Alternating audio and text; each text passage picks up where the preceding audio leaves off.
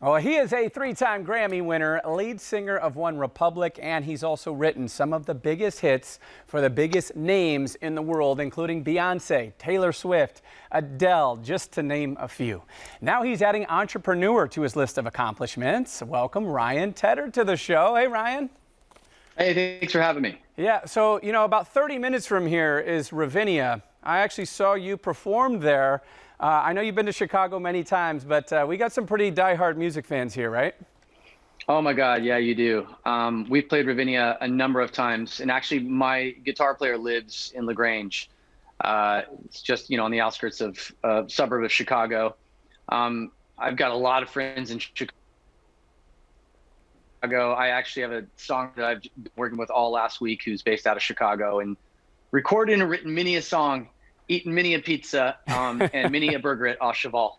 I was like, I'm obsessed with the Au Cheval burger. I told him, I was like, you need to like fax me an Au Cheval burger the second you get to Chicago. There you go. We'll get our producers on that right away. Well, we're hoping to have you back as the world gets a little bit better. Hopefully you'll be back on tour very, very soon, because I know you have new music coming out. And when I saw you in concert, I remember you sat down at the piano and you said, hey, I wrote this song. You may have heard of it.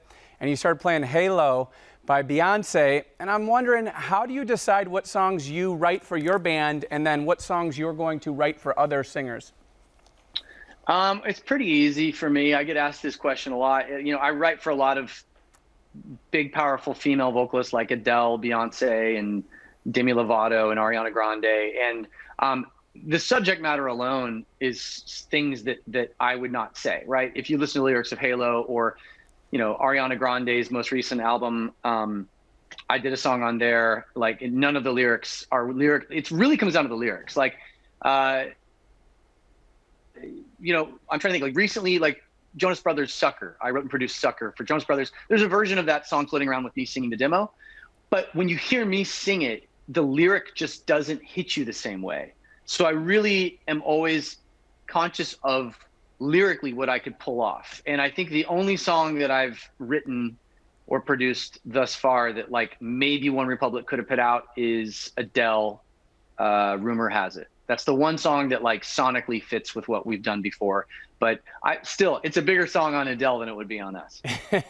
What's amazing too is now you're helping other songwriters. The show Songland is about, these songwriters that are trying to get their song sold to a big artist. It's got to be pretty rewarding.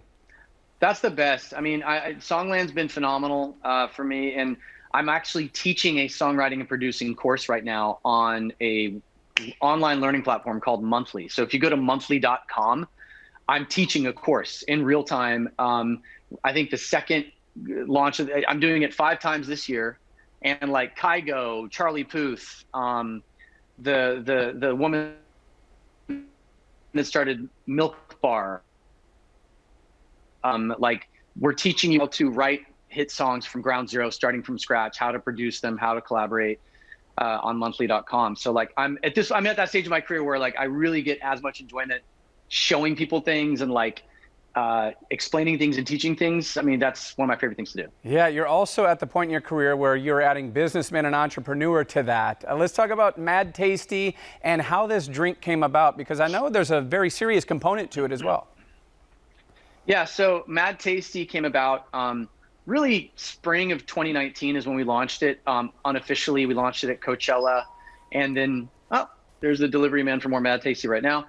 We launched it at Coachella in 2019. It really didn't hit any stores until probably July of 2019. And back in 2016, I had traveled 400,000 miles that year promoting a new album that I'd worked 18 months on. I had been in every time zone on Earth 3 or 4 times, literally gone around the world 3 times.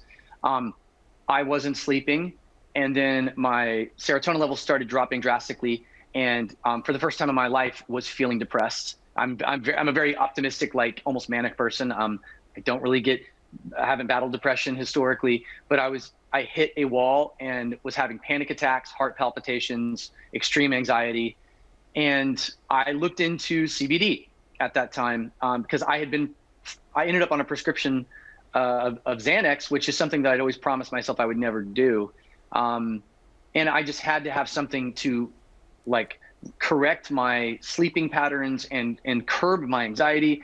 Like, we put out an album and I didn't even promote it. I told the label, I don't have the energy in me to promote this. I'm about to have a nervous breakdown. I was very honest about it.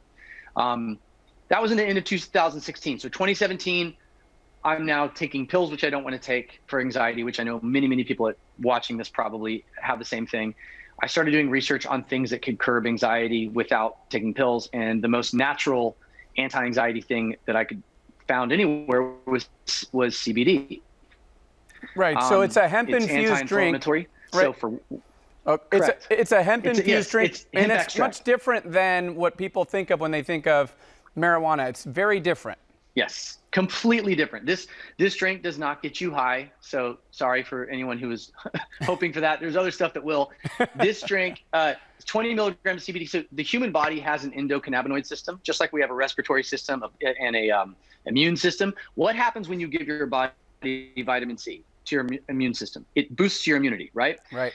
So your endocannabinoid system regulates mood, the two things that are like killers, mood and inflammation. So when you introduce CBD, helps beat down inflammation, whether it's from like working out or injuries or arthritis, and it doesn't get you high.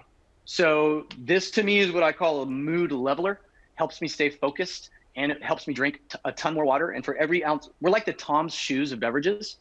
So you know how you buy one pair of Tom's Shoes and Tom Shoes donates a pair of shoes to someone else? So every time we sell a 12-ounce can of Mad Tasty, we donate 12 ounces of clean drinking water. So what that means is we're building wells. We're building our 12th well right now in India and another one in Uganda. And we come in with Drop for Drop, which is the organization we partnered with.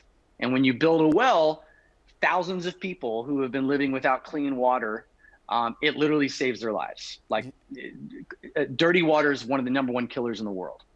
Right. So it's a win-win on all parts, and it tastes good, right? I mean, if you're going to call yourself Mad Tasty, you better be the most delicious product. And we just launched in Chicago about 2 months ago, and it's been exploding. The team that designed our flavors with me is the same team. They worked for Starbucks for 10 years. They invented the Pumpkin Spice Latte. They also invented Nitro Cold Brew. So these are flavor scientists of like the highest. They're the Jedis of flavor. And so, yeah, these are right now, grapefruit, watermelon, kiwi, and unicorn tears. I personally drink 3 or 4 a day. Yeah, and I mean, I can't say enough about it. We're going to launch a 4th flavor, and we have our wellness shots that we will be launching in June nationwide as well. All right, Ryan, we're out of time, but I'll make a deal with you. I'll send you an Ashaval burger. You got to send me some Mad Tasty over here, all right? That's a perfect trade. Deal. Done. All right. Looking forward to seeing you in the new album, too, in Chicago this summer. We'll be there. All right. Thank you. And you can check out more at madtasty.com.